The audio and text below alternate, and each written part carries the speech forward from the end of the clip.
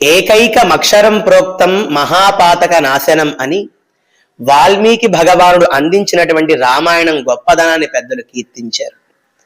సాక్షాత్తు బ్రహ్మదేవుడే వాల్మీకి అందించిన రామాయణాన్ని వేదంతో సమానంగా కీర్తించారు.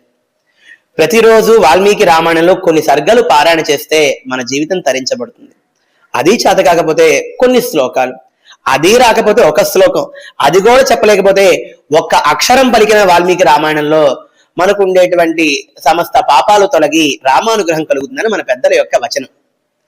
అలానే ప్రతి మాసానికి ఒక ప్రత్యేకత ఉన్నట్టు జ్యేష్ఠేతు సుందరం కాండమని పెద్దలు జ్యేష్ఠ మాసంలో సుందరకాండ చాలా గొప్ప ప్రాశస్త్యం కలిగినటువంటిది అని కీర్తించారు. మన జగద్గురు శ్రీ రామానుజాచార్య సంస్థానంలో జూన్ 17 పునర్వసు నక్షత్రం నుండి ప్రారంభించి 21 వరకు 5 రోజుల పాటు సామూహికంగా సుందరకాండ పారాయణను మనం జరుపుకోబోతున్నాం. ఉదయం పూట ఈ పారాయణలో కేవలం 41 మంది భక్తులు పాల్గొనేటువంటి అవకాశాన్ని కల్పిస్తున్నాం.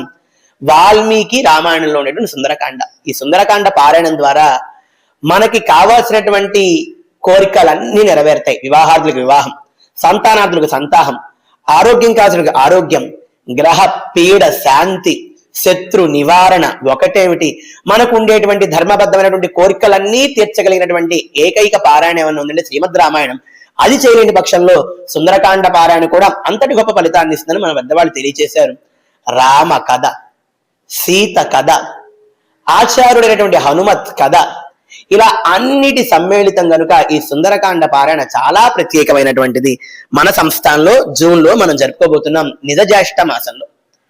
అయితే రానున్న అధిక జ్యేష్ఠ మాసంలో మనందరం కూడా వీలైనన్ని సార్లు ఎప్పుడు జ్ఞాపకం వస్తే అప్పుడు మర్చిపోకుండా శ్రీరామ జయ రామ జయ జయ రామ అంటూ రామనామాన్ని అధిక జ్యేష్ఠ మాసం అంతా కూడా మనం స్మరణ చేద్దాం.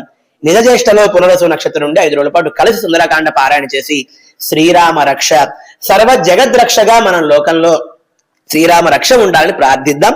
మన జగద్గురు శ్రీ రామానుజాచార్య సంస్థలో జరిగే ఈ కార్యక్రమంలో మచిలీపట్నంలో రామ భక్తి కలిగిన వాళ్ళందరూ కూడా చక్కగా పాల్గొనవచ్చు. 41 మందికి అవకాశం. ముందుగా రిజిస్ట్రేషన్ చేసుకోవాల్సిందిగా కోరుతున్నాం. జై శ్రీరామ్.